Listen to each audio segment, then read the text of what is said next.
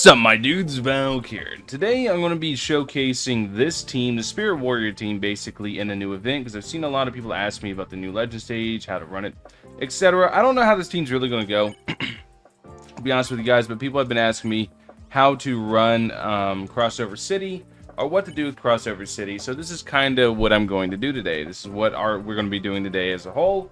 Is just going and doing Crossover City and just showcasing it and how to beat it and how to beat the new stage, all that good stuff. But TLDR, it's basically just your regular infinite. Bosses pop up every 5 waves, so as long as you can handle that, you're pretty much good to go. I don't think there's any elemental enemies to worry about, so I didn't bring any DOT. I could be wrong, but I don't believe there's any elemental enemies. We'll find out. We'll find out. So let's go ahead and hook it up. We're gonna put Gilgachad right here, and then we're gonna put down a Shanks right there. We're gonna go ahead ready, and whenever I'm running solo, a lot of times on these early waves, I don't really like too much going ahead and basically investing too much. Here, let me put it in 1 time just for a second so I can lower the volume on my end. Roblox volume on my end, anytime Roblox updates, the volume goes through the roof loud. It's really, really loud. So let me just turn that down. Okay, that should be good.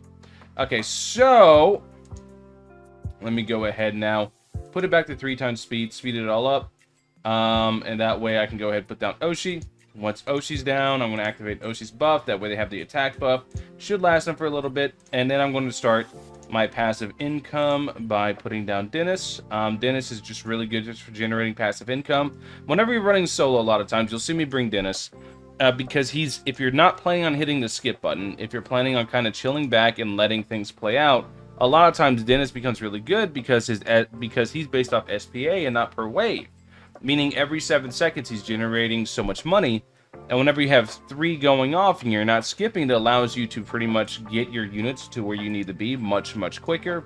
Let me check them, check their food, see how they're doing. I can see they're starting to need some food. Well, they're going to soon enough. So let me go ahead and preemptively go and buy the burgers. That way I can have that going. So it looks like they're pretty much, these 2 are pretty much single-handedly handling everything. I don't need to worry about anything right now. Go ahead, buy more food just to get a nice little stockpile of it built up. And we can see how they're pretty much they're good to go for right now. So here, just to be safe, I do want to upgrade Gilgamesh some because he is kind of the whole focal point of this whole strategy. We're going to be using Gilgamesh to kind of just slap everything. And that's kind of where we're at with it. I don't know if I need to bring Peen for this. I don't think so. I don't remember the base ever getting attacked whenever I was running with other stuff, but we'll see. So now we're just maxing out Oshi. You can see how much value I'm getting out of the Dennis's as the wave goes on. It's letting me go ahead and get a max out Oshi by wave 6. Pretty damn good. And then we're going to go ahead and get Gilgamesh full AoE next. That way we have the full AoE clearance. At that point, we could probably start auto-skipping once Gilgamesh is full AoE. Actually, at this point, I'm pretty sure I can turn on auto-skip and be perfectly fine. Yeah. So here we're going to go ahead and start ramping up Gilgamesh. Get Gilgachad all the way up, get him to where he's full AoE like this, and now that he's full AoE, we're going to give him a best friend in the Flower Magician. Now with the Flower Magician up, we're going to have that maxed out. We're going to be good to go like that. We're just going to keep picking range to the point where Gilgamesh basically covers the entire map. That's kind of the whole goal we're going for here. So next we're going to put down 1, a 2, a 3, and next we're going to put down our Phantom's Fool. We're going to put down Joker. Joker's just good for the lead because, like I said, he lowers the cost of the team, which is really, really nice. And he's going to be able to apply Despair, which, thinking about it, actually, let me do it like this. Let me go ahead and put 2 Jokers over here.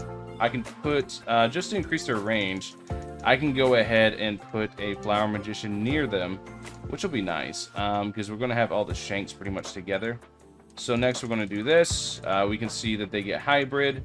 So now we're going to do this as well. We're good to go for now. And then we're going to do 1 more right here. And we're going to do this. And you guys can see we're kind of just getting it up there. Doing nice and good. Getting everything all maxed out now. Now we max out all of our shanks. We want to keep all the shanks nice and tight. So now that this is up, we're going to go ahead and get ready to have the shanks start cycling.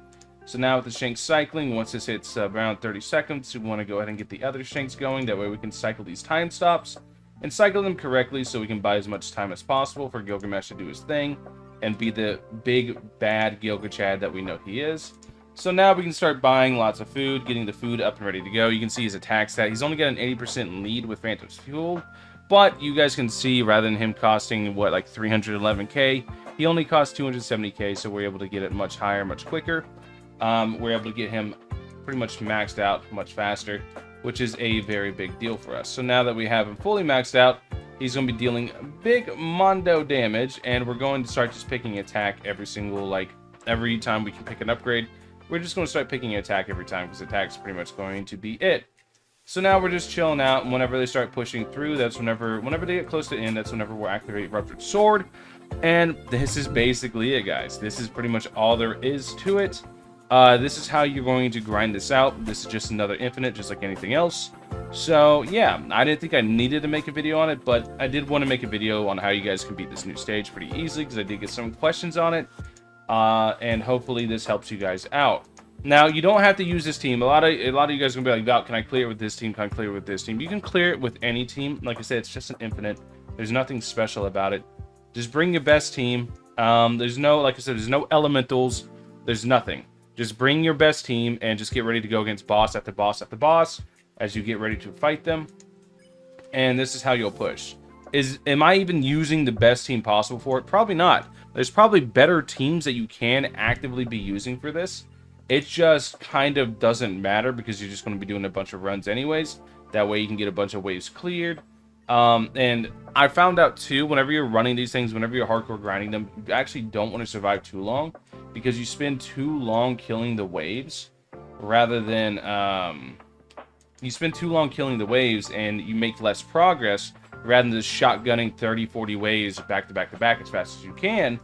You spend so long clearing these waves that you're kind of wasting time essentially. So a lot of times you do just want to try to shotgun stuff as fast as possible. So it's about time to go ahead and just nuke with Gilgachad here.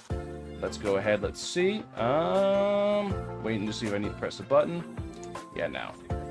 So now we can see Gilgachad has killed everything. Gilgamesh is based. There's a reason I call him Gilgachad, and there's a reason everybody calls him Gilgachad. He has one of the loudest cinematics in the game. This thing is really loud. But it's really cool. Super cool. I like it a lot. Now we're kind of just waiting to lose at this point. Because we're not killing 30 bill. There's no way we're killing 30 bill with this team. But yeah. I think, like, all in all, you guys can see he's almost a 10 million attack. He's getting there. I think that this stage is pretty fun. I think it's pretty good to grind. Oh yeah, look, there is a Muda Boy. So it would help to bring like a Shielder or a Peem essentially if you're running with a group. Shielder or a Peem would be good. I guess I got really lucky in not having like a Muda Boy spawn in. But you guys can see. You guys can see the drops. I got 2 Abyss Fragments for this. Hey, look, I got one of these too. Nice. I'm pretty sure I'll need these for Evos in the future. But yeah, this is how you run it. Super easy, super simple. 202,000 gold from running. I didn't even notice that. That's pretty cool. Anyways, thank you guys for watching. Hopefully this video helped you guys out. Catch you guys in the next one. Peace.